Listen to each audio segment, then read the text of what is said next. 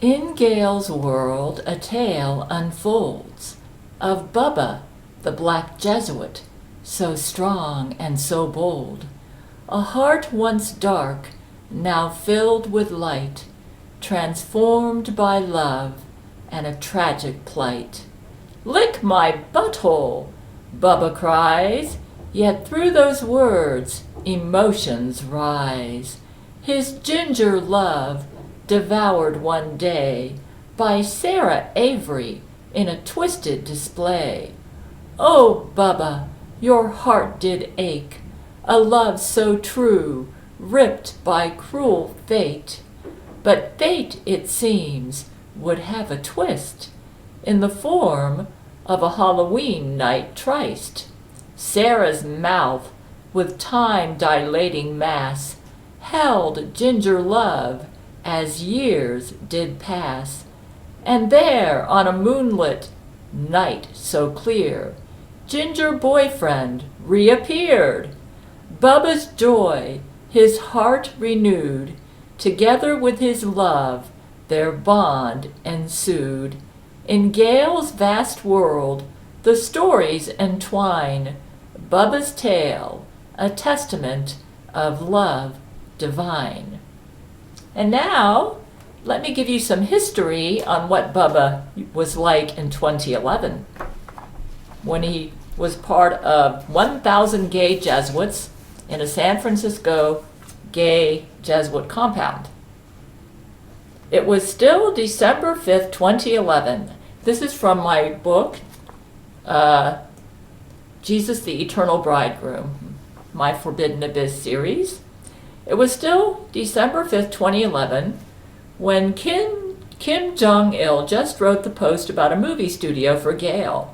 Vladimir Putin, Gerard Butler, Matthew McConaughey, Hugh Jackman, Kim Jong-il, Judge Terry Jenkins, and I walked to McDonald's in Las Vegas, Nevada for a bite to eat.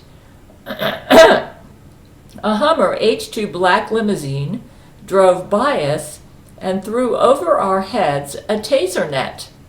A taser net is a computer-generated net that can hold captives and transport them away to a different location on Earth. Because Jesuits could no longer use switch-out technology on me, they now resorted to the taser net. Just kidnap the entire person, body and soul together, inside a taser net. When the taser net hit us, I felt stung and couldn't move and blacked out. I awakened inside a rainbow-colored room. Some of my memories returned like a dream. I recalled that Jesuits shoved me inside the black Hummer along with Vladimir Putin, Gerard, Hugh, Matthew, Terry, and Kim Jong-il. Then the taser net enclosed the Hummer with us inside, and I had this feeling of whirling away.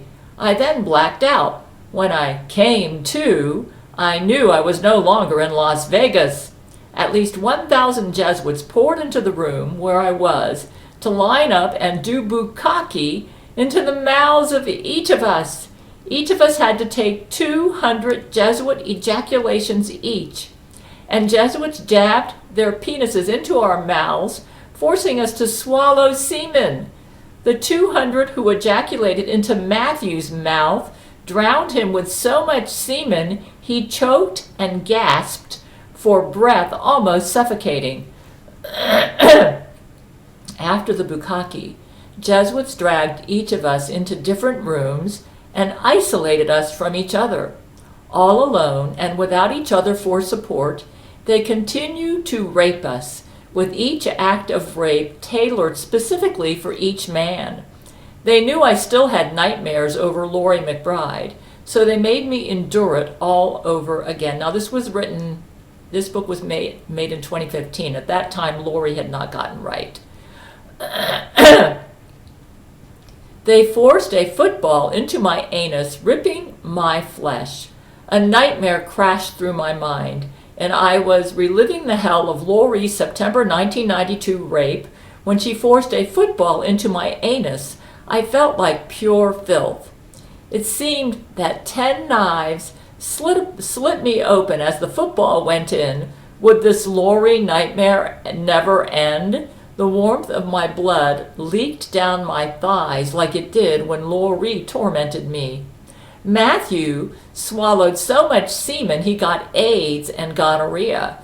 They punished Vladimir and Kim Jong-il as a pair. Catherine the Great and King David, that's me because I'm literally half of each of those two people. I'm like the reincarnation of them. Had too many powerful men who would die for her. So Vladimir and Kim Jong-il got special treatment. Because Vladimir Putin had a black belt in judo, they decided brain control was the way to deal with him. They yanked Vladimir's head back and stabbed brain-controlled drugs into his jugular vein. They laughed, "This will make you believe you're making love to Gail." Next, they dumped Vladimir and Kim Jong-il into an aquarium, a tank with clear see-through walls the size of a swimming pool. It reminded me of my times at SeaWorld, where you can see all the fish and dolphins swimming inside the tank. Vladimir and Kim kissed each other on the mouth and played with each other's penises. The room lit up with clicks and flashes, while a Jesuit swirled around the tank with his camera taking pictures.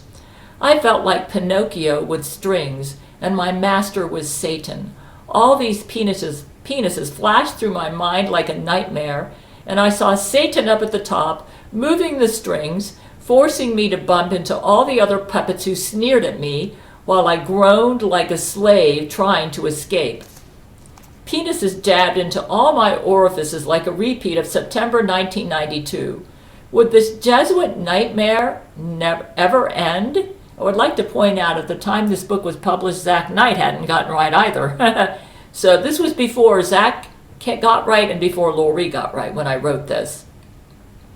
My heart drowned in humiliation, but my spirit screamed in fury. How could I come out of this with any self-respect? I felt like a slithering worm, writhing in sewage, while Satan ejaculated acid semen onto me, tormenting me with pain. Two male dolphins humped on Vladimir's rear like dogs, frenzied. Vladimir smiled, his eyes dazed from the brain control, only his head above water.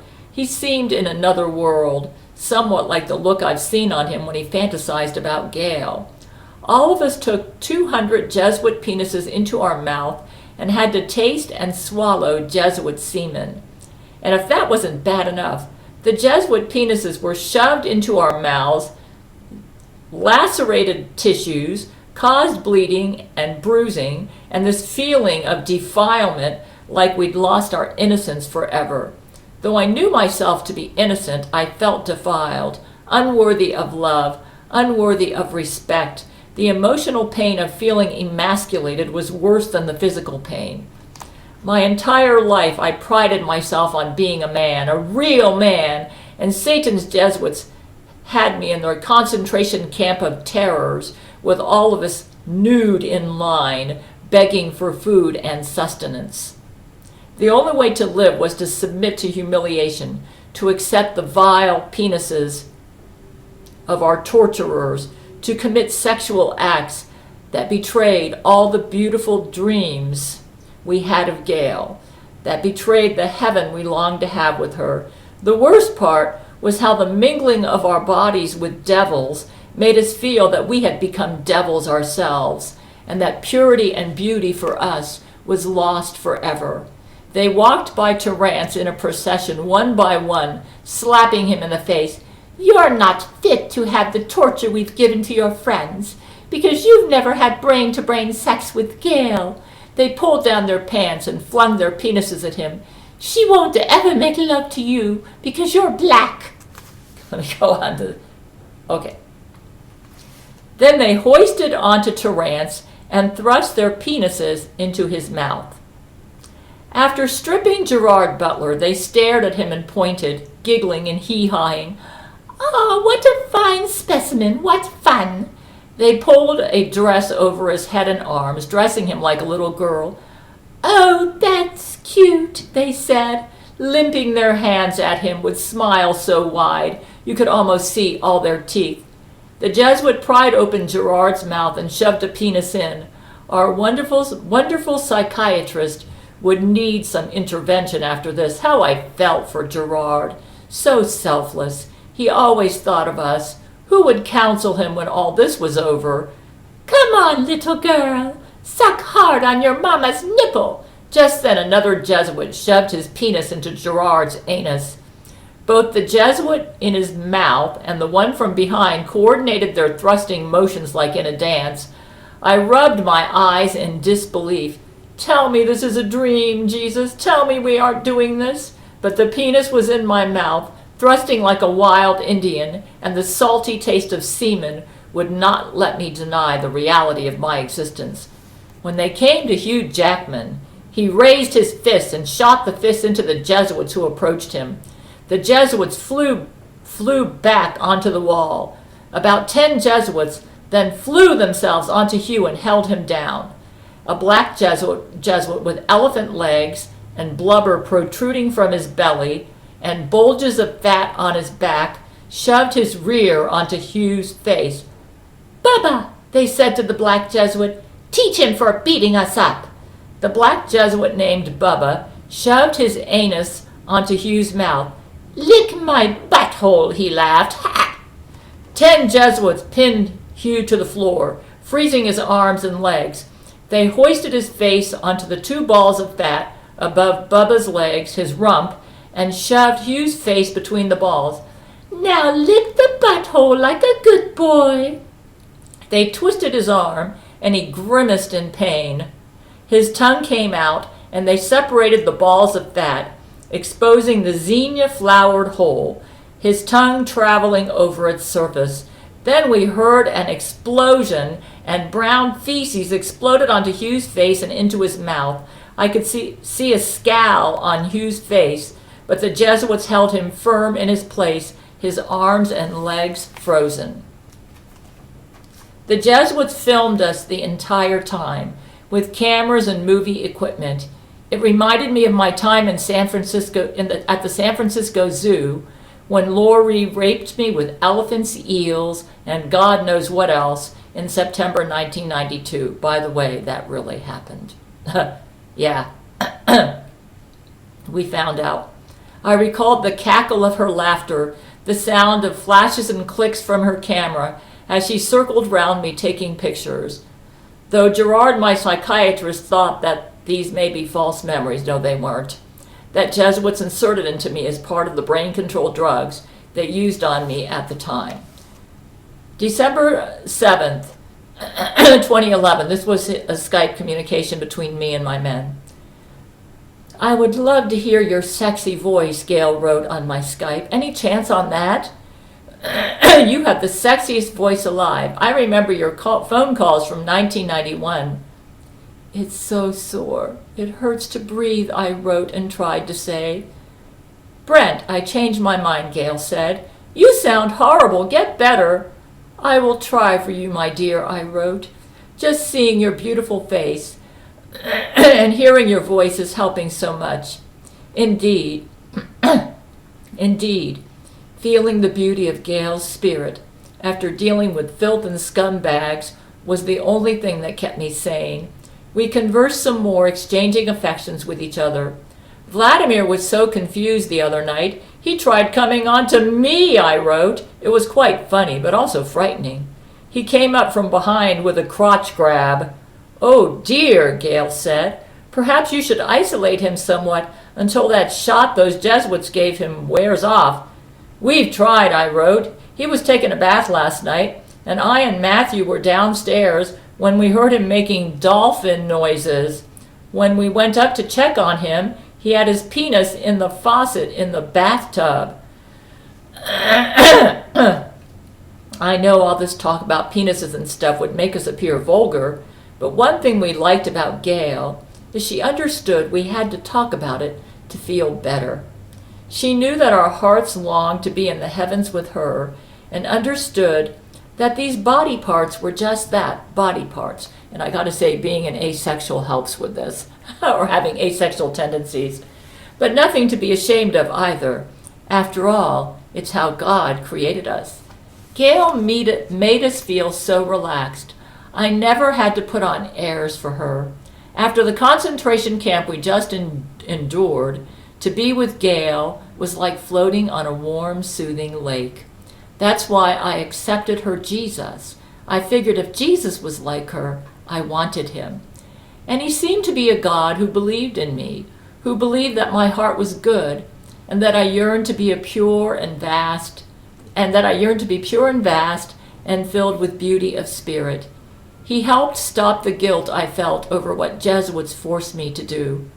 Gail was like Jesus in that respect. She made us believe that there was a spirit part of us that could rise above the humiliations our bodies were forced to endure. At least she was like that most of the time.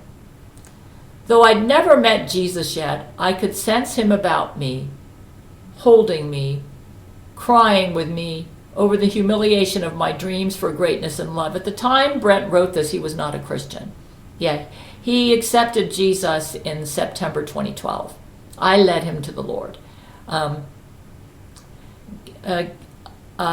Crying over me over the humiliation of my dreams for greatness and love. Gail often did this for me as well. I didn't know it, but it was the Jesus in her I loved. She was so vast. I wanted heaven with Gail, and Jesuits punished me for daring to long for this. I guess we made them look bad, too busy trying to justify themselves as Jesuits before God. They became oblivious to anyone's rights but their own. Everyone else existed for one purpose only, to show that evil reigns over good, and God allows it, therefore evil had the right to exist. Fool, no such love exists. All that matters is what you can feel with your hands, what you can see with your eyes, and what you can use right now. All the rest are fairy tales, wimpy fairy tales, for those who don't have the guts to deal with reality. Our reality, Jesuit reality, is the only reality there is.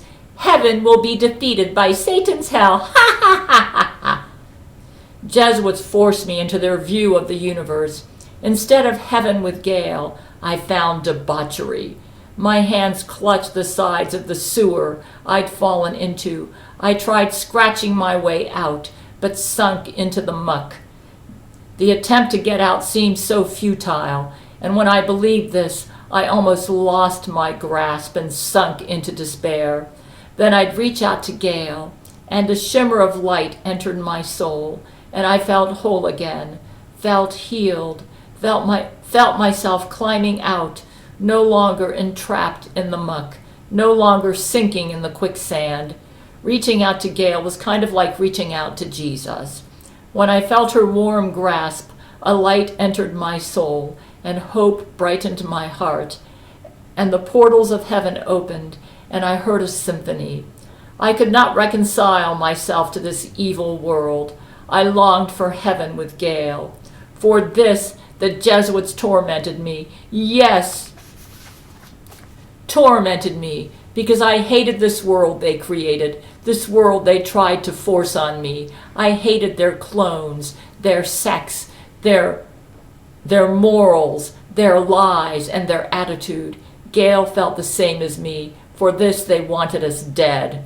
Conform or die. This was the world the Jesuits created. This was their substitute for God's plan. Anyone who dared to dream of a perfect world filled with unattainable fairy tale love, as they called it, was mentally ill and needed to be locked up. Ah, to read her writings, to hear her voice, to see her. I closed my eyes and savored the sensation. I could feel the wound closing, the bleeding stopped, and the balm of Gail's love put a band-aid over the wound, and the pain stopped. Okay, and I just wanted to point out that Hugh has been communicating with me brain to brain, and he told me that as a result of me being such a forgiving person, it inspired him to forgive Bubba for what Bubba did to him. And he actually he closely bonded with Bubba over the loss of his ginger boyfriend and helped Bubba to deal with it. He actually he had to struggle with it because he had to swallow all those feces from Bubba when he was tormented in that San Francisco gay Jesuit compound. But Hugh said he was inspired by my vastness, my forgiveness, and he totally forgave Bubba and ended up becoming a really close confidant and friend, and helped Bubba to deal with the loss of his ginger boyfriend, because Bubba thought his ginger boyfriend had died because Sara Avery ate him. Sara Avery is this gargantuan woman who currently lives on the moon. Yeah, she is so big she actually causes time-space distortions. Yeah, she could create a black hole from her vagina. So yeah, yes, apparently because I am such a vast forgiving person, I inspired, and because I heal my men with my spirit, and when I make love to them, when they bond with me, I heal them, which is one of the reasons I enjoy, even though I have asexual tendencies, I enjoy bonding with my men when they've been through something like this, because I love them and care about them and want them to heal. Yeah. When they haven't been through a crisis, I usually kind of resort to my polyamorous asexual state more, and I actually do prefer one-on-one. Yeah, just a group sex doesn't really do too much to me. But anyways, yeah, the good news is that Bubba is with his ginger boyfriend now. Yep. And apparently true love has won with Bubba. So isn't that great? And the true love, which I try to be the prime example of, has also healed my men. They bond with me, and the true and free love that comes from my heart and my spirit heals them, and then it inspires them to heal others.